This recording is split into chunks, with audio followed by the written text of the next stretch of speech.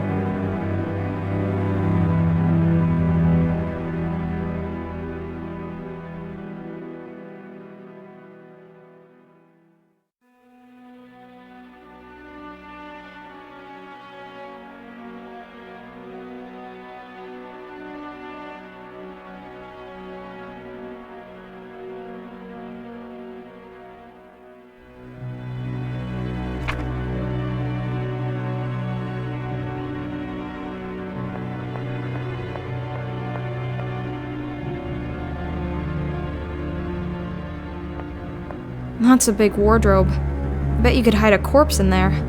Actually, I better not open it and check.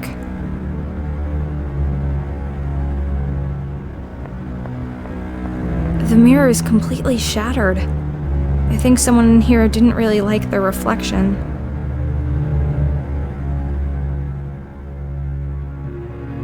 Let's take a look inside. Coils of rope. I wonder why we're keeping rope in the bedroom.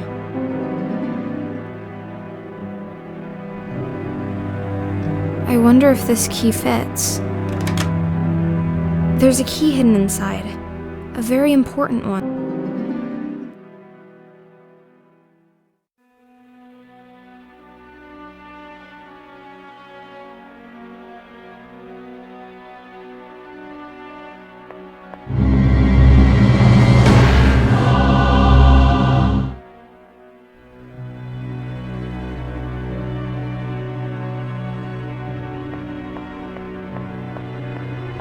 At least the view is nice from up here. A note.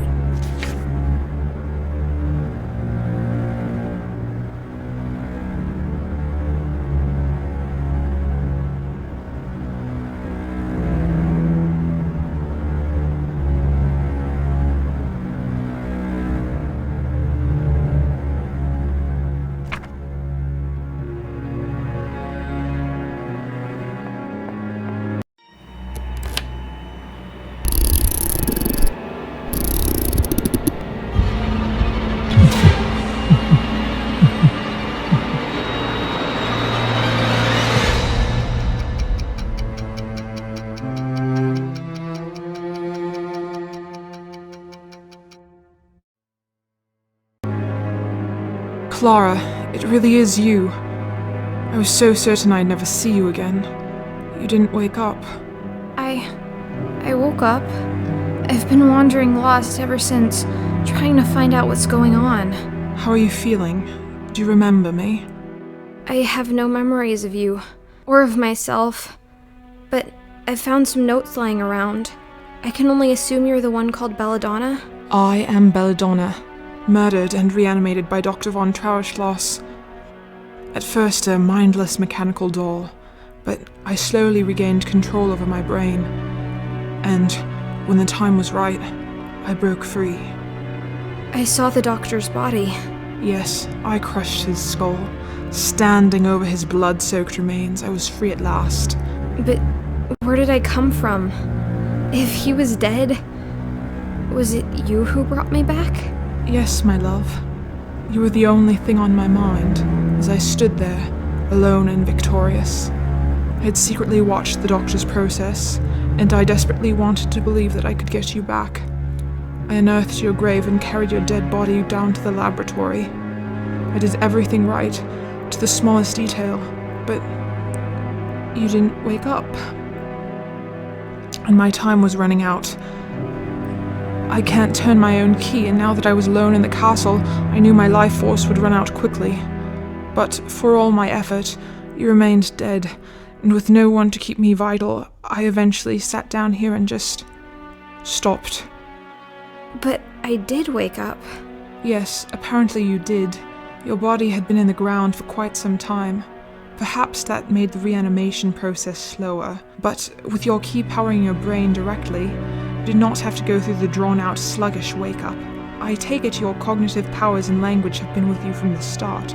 Well, yes. Excellent.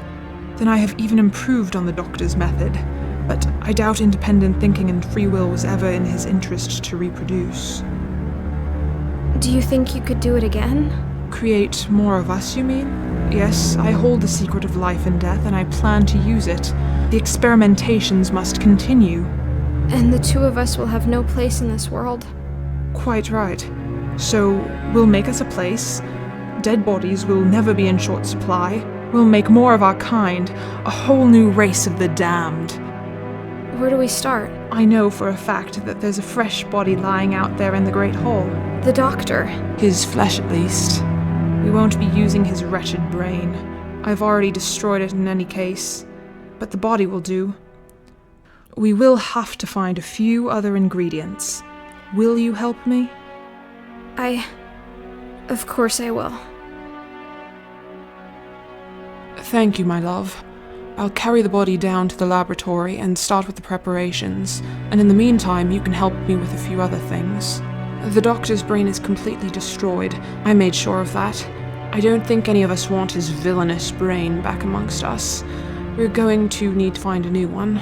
Secondly, we will also need some clockwork parts. You have to manufacture a force to keep the dead body going. Thirdly, not only the brain, but also the head and the cranium were damaged. If we can find a new head, that would save a lot of reconstructing effort.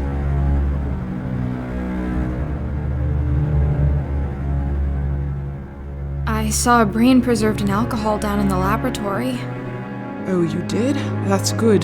That, my dear, is the brain of baby Lucas. Your son? Lucas was never buried. The doctor had the body cremated very quickly and thus incinerated all the evidence that the corpse was not complete. He had stolen the brain and kept it for himself. I don't know what he claimed about not planning on resurrecting his child, but the truth is that he kept the brain all the same.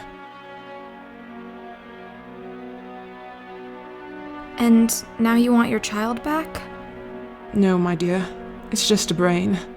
I wanted you back, so I took great care to preserve your personality. But this brain is young and has been dead for very long. I suppose the creation will be my child, in a way, but not my son Lucas.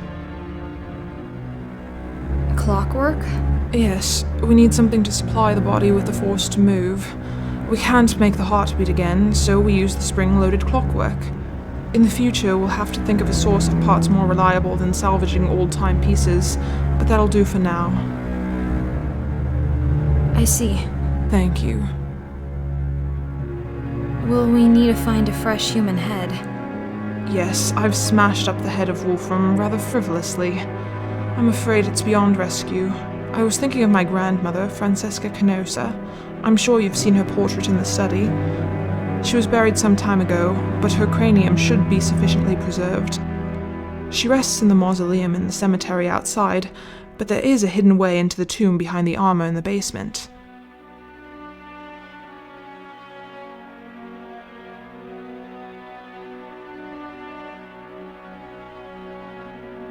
Your grandmother, will it not cause problems to attach a woman's head to a man's body?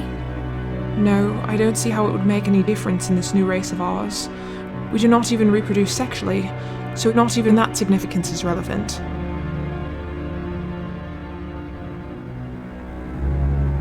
What do you mean we don't reproduce sexually? How do you know? I spent quite some time with Wolfram dead and mindless, you know. I can safely say that, though we do experience all the physical sensations of intercourse, we cannot become pregnant or bear children. I see. I'll go take a look behind the suit of armor. Thank you.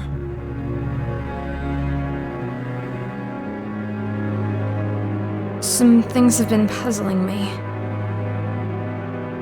Did I used to have hair? You had beautiful hair. Unfortunately, I had to shave it all off in order to operate on your head and open your cranium.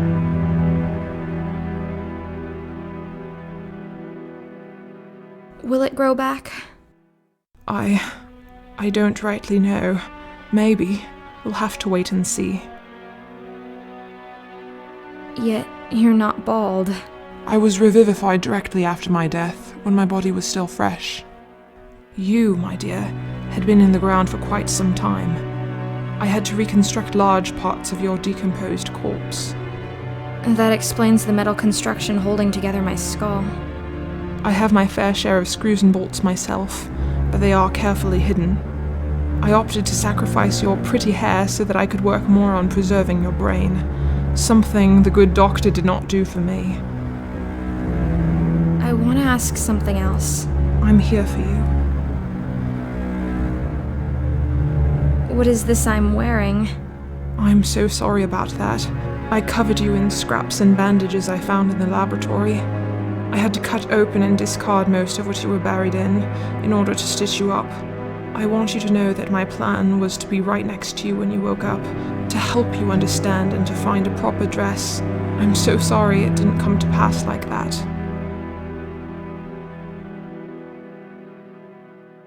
On my way in here, I killed a cat. It was in my way and it felt so natural to just dispose of it. It worries me a bit. How so? I may have a functional brain, but what about a soul? Shouldn't there be something in me stopping me from hurting others? Or at least making me feel bad about it? You're right. It did come very natural for me to murder my husband. But I'm not too worried about this. I have no desire to commit unnecessary killings, and I do have control over my actions.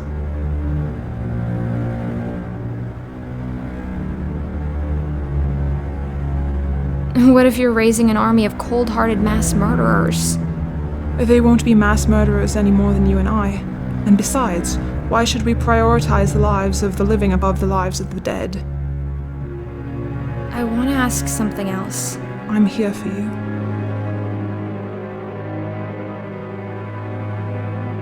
Why did you put this wind-up mechanism in my head?